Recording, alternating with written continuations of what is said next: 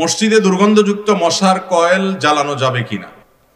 মসজিদে যে সমস্ত মশার কয়েল আমরা ব্যবহার করি মশা তাড়াবার জন্য, এই মশার কয়েলগুলো দুই প্রকার। কিছু আছে যেগুলোতে দুর্গন্ধ আছে, যথেষ্ট পরিমাণ কষ্ট হয় গন্ধে, আর কিছু আছে যেগুলোতে এত গন্ধ নাই, বরং সেগুলোতে এক ধরনের সুগন্ধি এরকম কিছু একটা অনুভব করা যায়। যে কয়েলে দুর্গন্ধ আছে, যেটা শুকলে আপনার কষ্ট হয়, এইরকম কয়েল মসজিদে ব্যবহার করা জায়েজ নাই। এগুলো মসজিদে ব্যবহার করা যাবে না। যদি করেন তাহলে সেক্ষেত্রে মসজিদের আদব নষ্ট করার গুনাহ হবে, শামিল হবে। কারণ নবী করিম সাল্লাল্লাহু আলাইহি সাল্লাম বলেছেন, তাতাআযাল মালাইকা বিমা ইয়াতাআযা বিহি বনু আদম। মানুষ যে সমস্ত কারণে কষ্ট পায়, যেগুলোর গ্রানে, যেগুলোর দুর্গন্ধে মানুষের কষ্ট হয়, ওই সমস্ত বস্তুর দুর্গন্ধে ফেরেশতাদেরও কষ্ট হয়।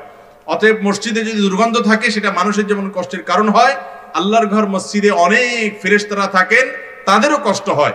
এই জন্যই কাঁচা পেঁয়াজ খেয়ে নবী করিম সাল্লাল্লাহু আলাইহি সাল্লাম সরাসরি মসজিদে আসতে নিষেধ করেছেন। কাঁচা পেঁয়াজ খেলে মুখের দুর্গন্ধ দূর করে তারপরে মসজিদে আসার নির্দেশ করেছেন। কেন?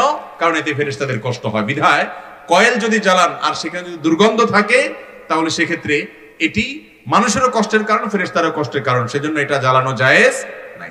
তবে কয়েলের বিকল্প যেগুলো আছে, অন্য কোনো পদ্ধতি আপনি মশা তাড়াবার জন্য ব্যবহার করতে পারেন। এছাড়াও আরেকটা সমস্যা হলো, অনেক সময় দেখা যায় কয়েলের দুর্গন্ধের কারণে অনেকের শ্বাসকষ্ট হয়, অনেকের অসুবিধা হয়, বিধায় অন্য কারোর অসুবিধা হয়, সেরকম কাজ করাও জায়েজ নাই।